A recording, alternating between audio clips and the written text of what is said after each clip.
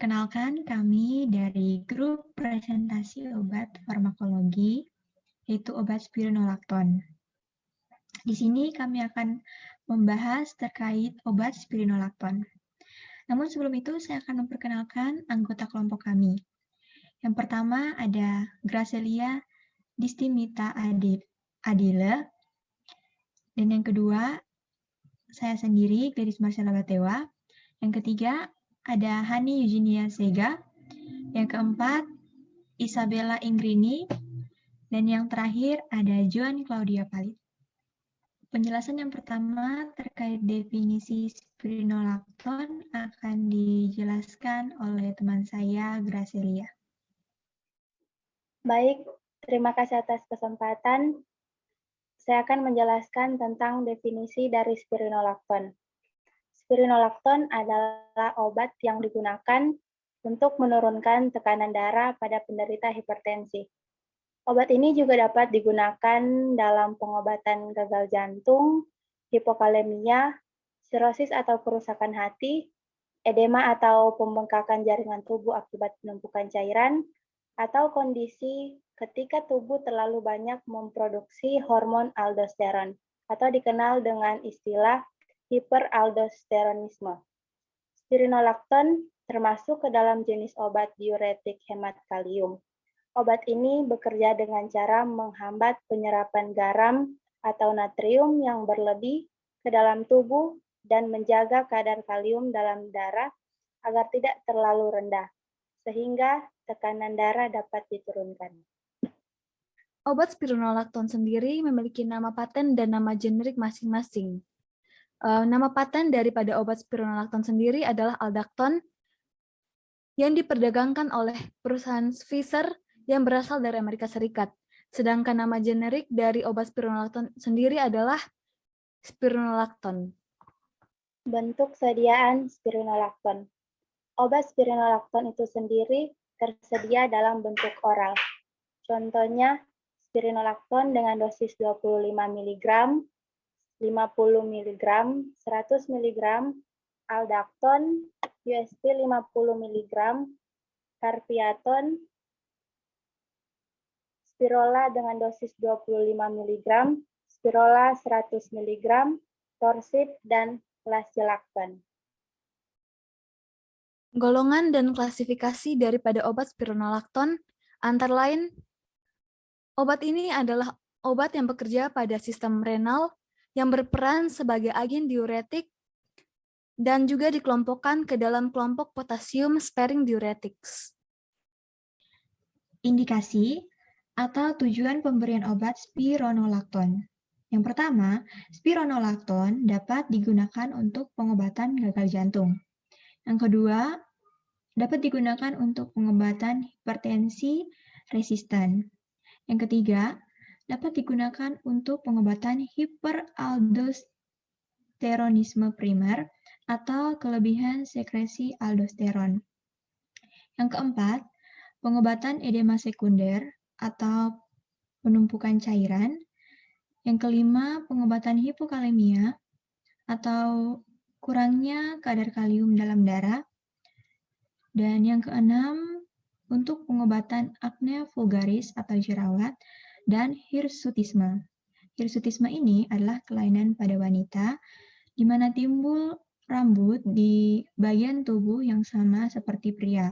Misalnya kalau kita melihat wanita yang memiliki kumis atau jenggot, itu adalah kelainan yang disebut dengan hirsutisme. Jadi hirsutisme juga ini dapat diobati dengan menggunakan obat spironolakton. Selanjutnya, kontraindikasi atau keadaan di mana pasien tidak dianjurkan untuk mengonsumsi spironolakton. Yang pertama, yaitu saat pasien dengan hiperkalemia dan yang beresiko tinggi mengalami hiperkalemia. Yang kedua, pasien dengan gangguan ginjal.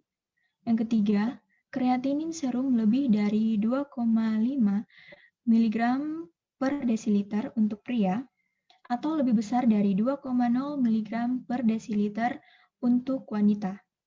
Yang keempat, perkiraan laju filtrasi glomerulus kurang dari 30 ml per menit. Dan yang terakhir, kalium serum melebihi 5,0 mili ekuivalen per liter. Selanjutnya, efek samping dari obat spironolakton.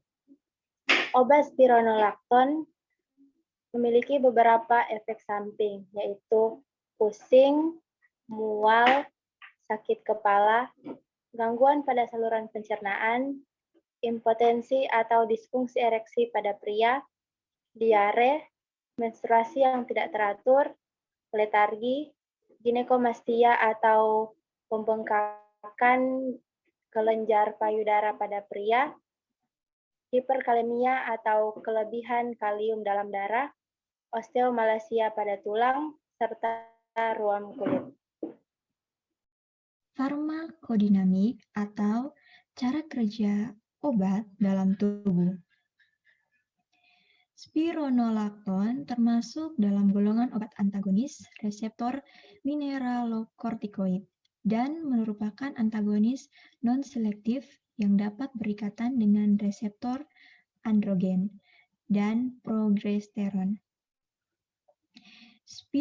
Spironolakton ini secara spesifik bekerja dengan memblokir aksi yang diperantarai reseptor aldosteron secara kompetitif, sehingga tidak terjadi reabsorpsi natrium dengan retensi air dan terjadi peningkatan retensi kalium.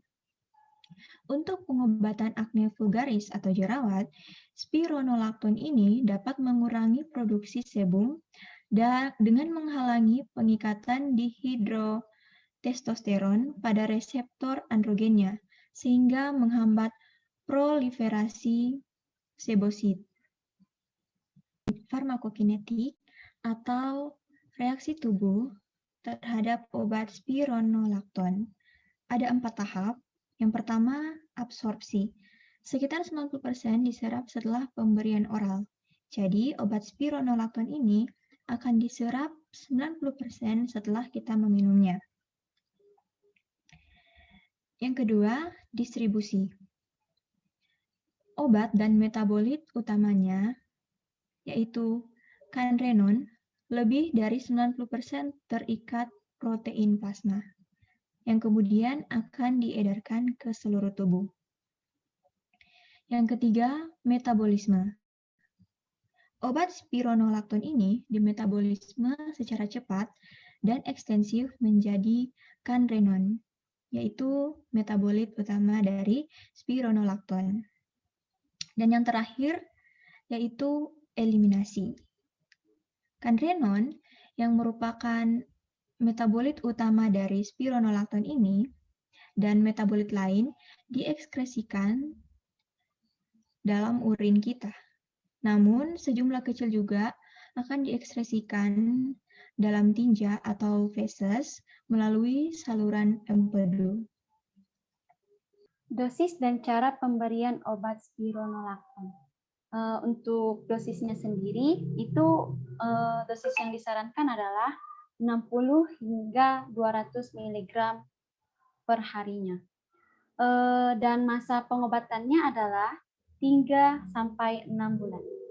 Untuk pemberian obat sendiri itu bisa melalui mulut atau per oral. Nursing consideration-nya yaitu dikontraskan dengan hiperkalemia dan untuk memonitor asupan dan pengeluaran dan juga untuk memonitor tekanan darah serta memonitor tingkat potasium dan renal panel. Indeks keamanan kehamilan. Obat ini merupakan kategori C di mana memperlihatkan adanya efek samping pada janin. Dan kemudian obat ini hanya dapat diberikan jika manfaat yang diperoleh melebihi besarnya resiko yang mungkin timbul pada janin. Dan ini tidak aman untuk pasien preeklampsia karena dapat menyebabkan bahaya pada janin. Selanjutnya, special precaution, di mana pertama sebelum mengkonsumsi spironolakton, diharapkan pasien memberitahukan kepada dokter atau apoteker jika ada alergi, meskipun alergi lainnya. Kemudian kedua, sebelum menggunakan obat ini, diharapkan untuk memberitahukan pada dokter atau apoteker tentang riwayat kesehatan pasien, di mana terutama dari masalah ginjal, masalah hati, ketidakseimbangan mineral yang tidak diobati. Kemudian, sebelum menjalani operasi, diharapkan untuk memberitahukan pada dokter atau dokter gigi tentang semua produk yang digunakan. Kemudian, obat ini harus digunakan hanya jika benar-benar dibutuhkan selama kehamilan dan didiskusikan risiko dan manfaatnya dengan dokter pasien. Berikut ini adalah referensi yang kami gunakan untuk membuat materi presentasi mengenai obat spironolakton. Apabila teman-teman memiliki pertanyaan terkait materi obat spironolakton, bisa teman-teman cantumkan pertanyaan teman-teman ke dalam kolom komentar. Sekian presentasi kami pada hari ini. Terima kasih.